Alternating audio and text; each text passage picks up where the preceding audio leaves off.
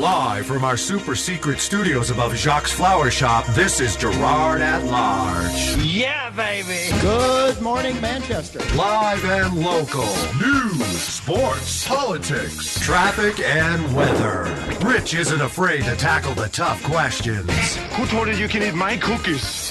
You talking to me? Yeah, I hear you had a question for me. It's all here on the Girard at Large radio program. Hello? On 90.7 WLMW, New Hampshire Family Radio. I'm sorry, who'd you say you were? I am your host, Rich Girard. Thanks for tuning in. That's right. Here's Richard. Good morning, Manchester, and to those of you in surrounding towns, welcome to Hour 1 of Girard at Large. I am your survived 4 hours of shoveling on Sunday host, Rich Girard. Thanks for tuning in. You can find us on the web at girardatlarge.com, and you can find us on Facebook and Twitter, also at Girard at Large. We have John Hikel in studio. As our listeners know, he is chairman of the planning board in Goffstown, and the state rep. He's also a state rep from this adorable little town. And there's, we have been getting emails. And if you're out there, Gatey, listening, I'm getting your emails. But I'm honestly overwhelmed by them, especially given all of the other folks that are sending me equally as complex and detailed and lengthy emails. And believe me, there are many. So that's not a shot. I appreciate everybody's thoroughness. But just know I'm one guy. and there are many of you out there. But so I gather that mischievous things are afoot at Town Hall when it comes to to town zoning and planning. And John is here to help clear up some of what's going on, to let people know what's happening.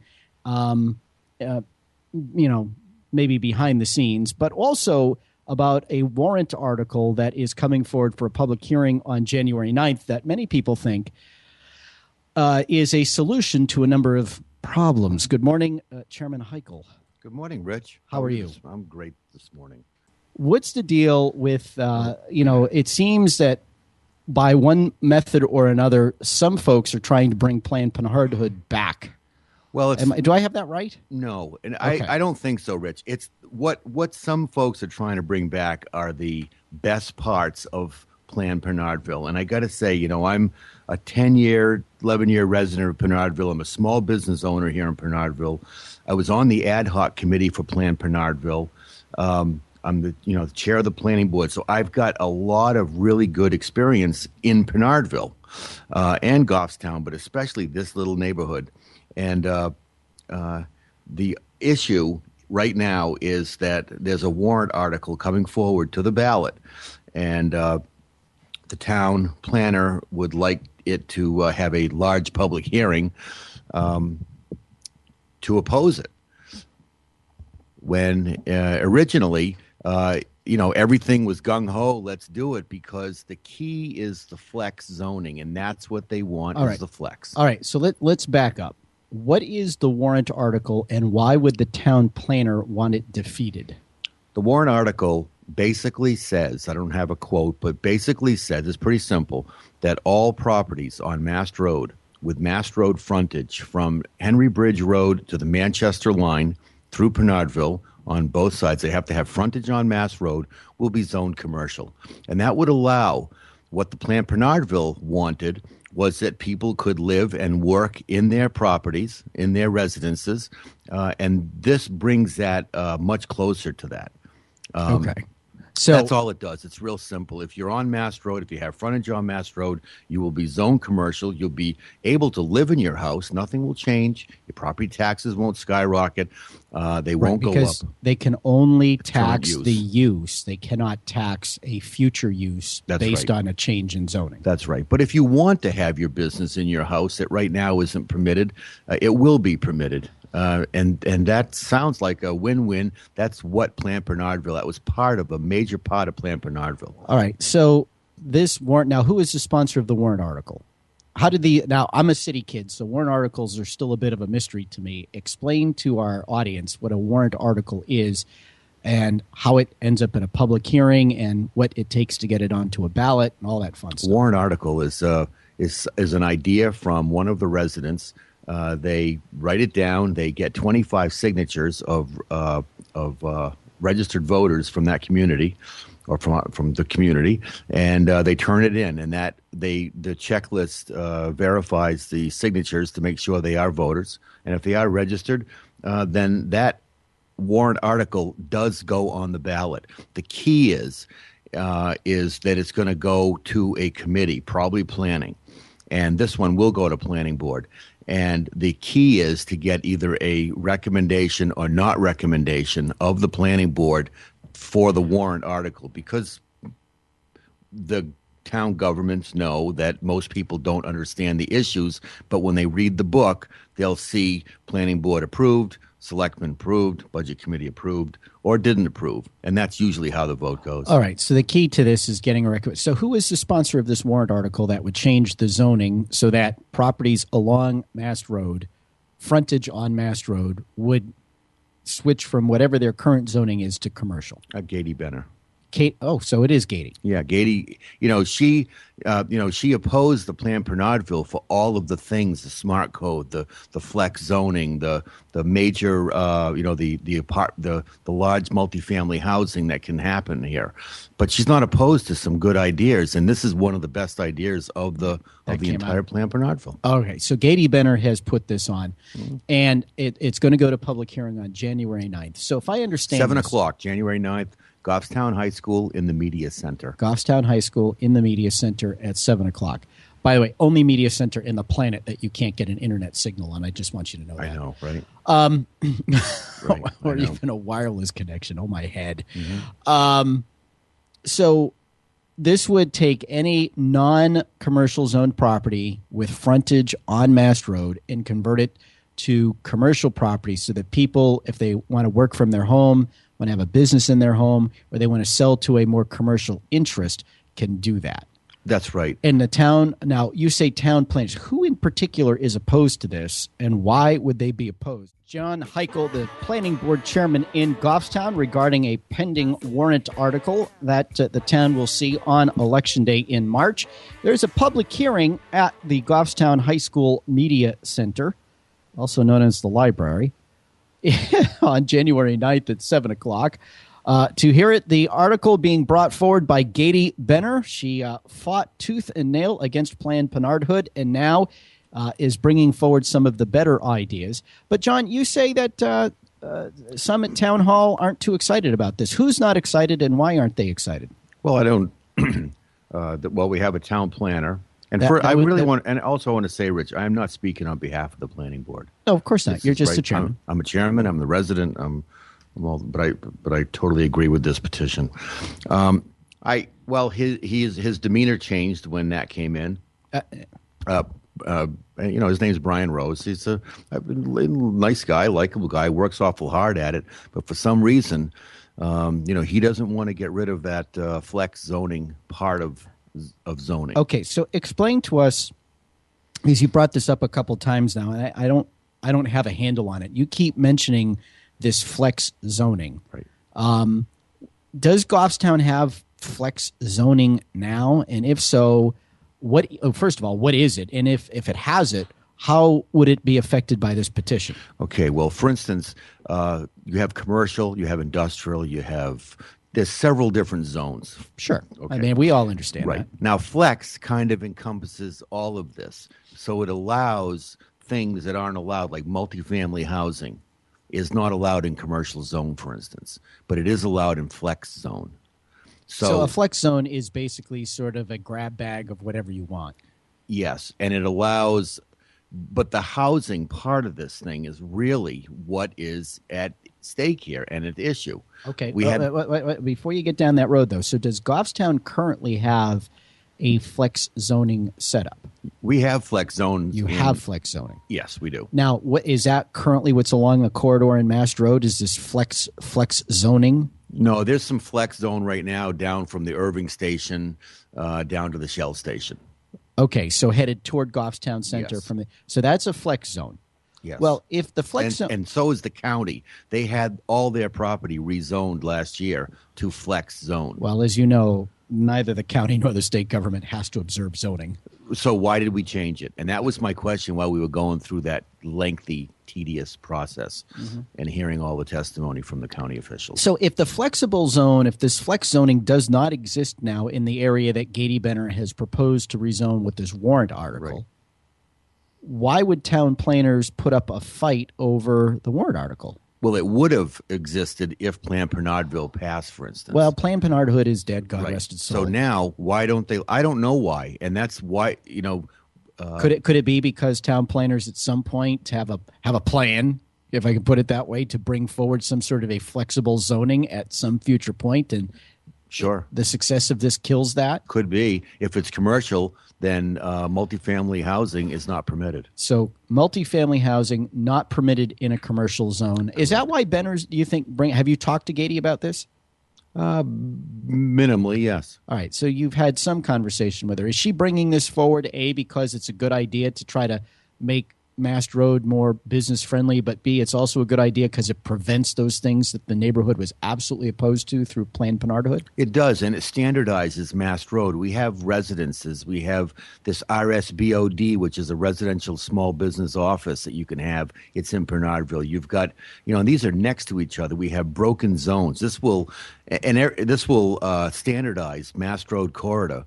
So properties on Mast Road will be zoned commercial, and the property owner has now increased property rights, and they'll be able to do what they want to do with their property. They can do nothing, or they can do something. Now, John, it was a year or two ago or somewhere in that vicinity that you brought forward a rezoning petition for Mast Road. Mm-hmm. How is this similar, and how is it different? This is different in the way that my petition actually followed the RSBO 2 zoning, which took it off of Mast Road. Some of the back lots were actually. So you went included beyond Mast Road into attached parcels that did not have frontage on Mast Road. Correct. And this just puts it on Mast Road frontage properties. So this is just on Mast Road. Right. And the county is, and Brian keeps coming back with the county. I don't want to keep Brian. Let me just say the planner, because it could be any planner. The planner is concerned that the county is going to oppose this, and I think that's the mission, is to have the county oppose this. Is the county? The county's not in the affected area. Yes, they are. They are? Yeah, the county property. Oh, I guess it is. From Henry Bridge, yes. Right. See, because when they put that, county can do anything. They can just tell you what they're going to do and give you notice. I was just going to ask you, why would the county even care? Because if they privatize this, if they want to do something for a private use, then it has to go through the land use regulations. Has the county at any point in time ever expressed any interest in selling off any of its land? Never. It's just talk. It's been talked about for 100 years. And we had this charrette. They've had all kinds of things talking about it. Who knows what they have planning. But now it's a flex rather than agricultural or commercial. This will change that to commercial also. If they want to do something, they can come to the land use boards. But if they don't want to come to land use boards, it's going to be wide open for multifamily housing, subsidized housing, workforce housing, call it what you want. All right, well, put your planning board hat on here and help me, because I was under the impression that no superior level of government was required to conform to any local zoning requirements. So why would they have to go to your board or a zoning board or any board to do anything, if my recollection is correct? For a government use, you're right, they don't. They have to give us, I think it's 60-day notice. They tell us what they're going to do, basically, because they're all a political subdivision of the state. Everything in this is a state. Everything is state, and it comes down from there. But if they do a private use, okay, if the county or government uses any of their land for private use, it must go through the local land boards. Well, shouldn't it? Well, it should, and it certainly could. If it was commercial and they wanted to build a 500 or 1,000 unit subsidized housing complex like they did down on the river in Manchester, they could certainly come to the planning board and the zoning and ask them for a variance, or for, they could certainly ask for that. Now, but right now it's permitted, and that's the fear factor. They want to do it also. They want to change the land on Goffstown Back Road where the radio towers are. There's another initiative over there that's been brought through the Economic Development Committee to make that flex zoning. Right now it's industrial. It could be a whole bunch of things, but why do they want to keep adding flex? Because flex is where the housing part of it comes in. So the Economic Development Council, is that Tony Mark's deal? No. So So there's a separate committee. this is an ad hoc committee, Economic Development Council, and I think Derek Horn is on that one. And Derek He's the assistant town planner or town administrator, and so I think he works with that one. But they have their economic development. To me, is not multifamily housing that's subsidized housing. That's not economic Manchester's development. proven that one in spades. But Right. Well, I'm learning something from Manchester. I don't want to, what a better place to put it than right across the line, and we already know that Manchester is short, 400 or 500 units right now on their housing. No, we're not. Well, Manchester really isn't short on low income. 54% of the housing in Manchester is already considered low to moderate income. I think the lifeboat is sinking on the other side of the Pinardville border here. But help me understand something. I have picked up some stuff through Gady's emails on various websites and stuff that I've read that is there a move afoot in the town to build so-called workforce housing? And if so, how is that taking shape?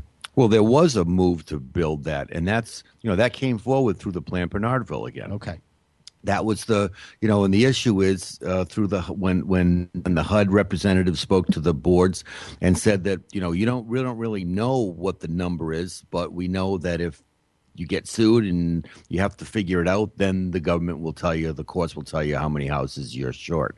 So we don't know what that number is, but there is absolutely an initiative, and it looks like that because that's what they keep putting forward, and they want us boards to buy into, is that they want flex zoning to allow this multifamily housing, and there's an awful lot of us, especially here in Pinardville, that are opposed to it. And when this petition was sitting on my desk, and customers would come in and sign it, also, most of them said, "Geez, I thought Mass Road was commercial zoned." I mean, I don't think there's anybody out there that doesn't think Mass Road's commercially zoned, but it's not. And this will standardize the Mass Road corridor, and it's nothing new. I think it's a great idea, and the problem with it, and if it included flex zoning, so housing could be permitted in it, then I think we'd have the support of the town. Has the town considered changing the characteristic of the flex zoning so that it could be it could cover any number of business, commercial, industrial uses, but not housing? Is there just a simple way to amend the zoning ordinance to exclude housing in the flex zones? I don't know, maybe, but I think flex zone is that housing included with the workforce. Well, no, you're saying it's included now. But if for economic development purposes, your town planners or planning board or whatnot want some flexibility in what they can do, but they don't want to have to worry about the housing part of it, why not amend your zoning ordinance to eliminate housing from the flex zone? Great idea. I don't think it's been considered. I think the expansion of the flex zones are what they're looking for. Great idea, though. If that could be done, that would be something that I would certainly look at. Now, how would that have to go through a town warrant article, or does the planning board or the board of selectmen or a combination of the two have the authority to make those kind of amendments without going through the whole public hearing warrant process? Yeah, I don't know. I'd have to find out the definition.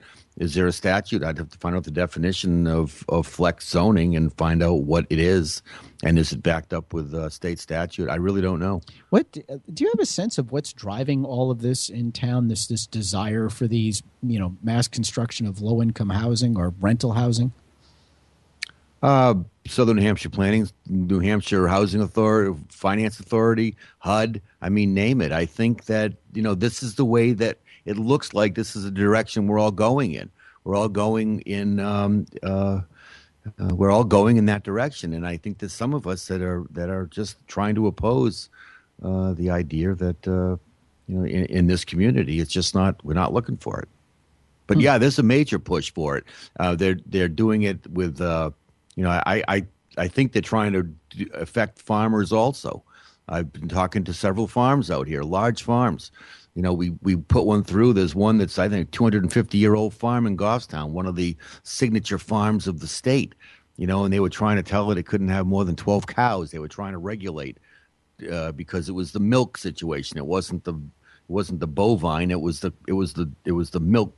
They wanted to milk cows, 12 on 200 or 300 acres of a farm that's 250 years old. And we were discussing this in the planning board, and I'm sitting there going, "You got to be kidding me!" I mean, I was just let the people farm, leave them alone. But I think there's a push, and it just seems obvious to me that they're making it more difficult for farmers to even exist by changing their zoning. We have another farm in here, 150-year-old farm, that because they tore the barn down and they wanted to store hay and put steer in that barn, they want to change the use of it to commercial. And this has been a farm, an agricultural farm in an agricultural zone for 150 years, or since zoning was 1961. I mean, you can't just, I think there's a push to drastically affect what's in place right now to allow for this multifamily. And I don't have any problem with condo complexes. I mean, they pay their fair property tax for the square footage of the unit that they have. But these subsidized housing units don't.